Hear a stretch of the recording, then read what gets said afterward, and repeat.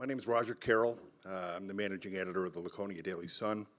I did a series that launched the Granite State News Collaborative. I wasn't planning it that way, but the week before Thanksgiving, I found myself sitting in a parking lot of a gun shop thinking about going inside, buying a gun, and killing myself. And fortunately, I also had a therapy appointment scheduled that morning. And so, what to do? I kept the appointment and told my therapist what I was thinking. I had a plan, and we went down to the emergency room, and I entered the mental health system. And so I spent a week at the designated receiving facility in Franklin.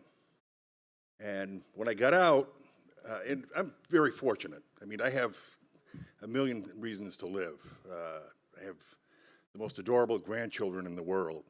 My daughter is awesome. My wife is incredibly supportive and loving. And so I got out, and being a writer, I knew I was going to write about it. And then I went to my publisher, and he said, I've written about it. Do we want to publish it? He was incredibly supportive. And so the day that we had actually laid the page out on the computer, he sidles up to me and he says, so are you having second thoughts? I go, oh yeah.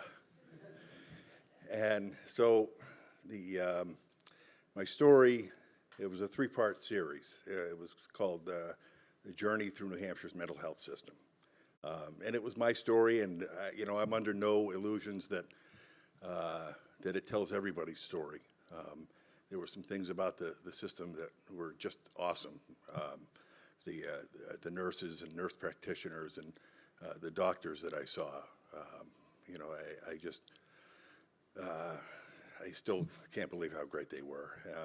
But there were some things about it that troubled me, and I wrote about those. Tried to write about myself, warts and all. I mean, I was kind of a difficult patient, I think. But we published it, and this is the thing that was really amazing. It was circulated. Some of you may have read it. It was picked up by the Concord Monitor, the Union Leader, Foster's Daily Democrat, the Berlin Daily Sun, the Lawrence Eagle Tribune, I think, ran it. And I started to get responses, emails, text messages, Facebook friends, people I hadn't heard from since high school.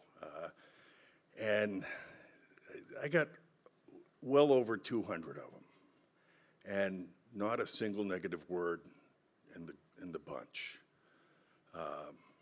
And I still, today, two people I have brought it up today, people I don't know who read it.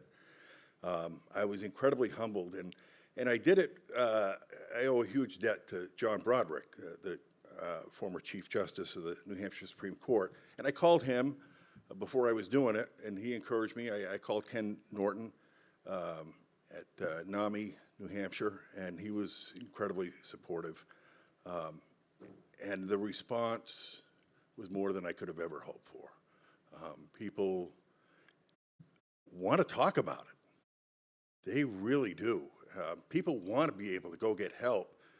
And I'm starting to think that, maybe the stigma isn't what we let it be a barrier. I don't necessarily think that it's all it's cracked up to be, judging from the response that I got. And I just put it out there. My hope was that it would help some people, and I think it has. I mean, I've heard from Canada to Massachusetts, from the Connecticut River in Vermont to the seacoast of New Hampshire, and I couldn't be more grateful for all the support. Thank you.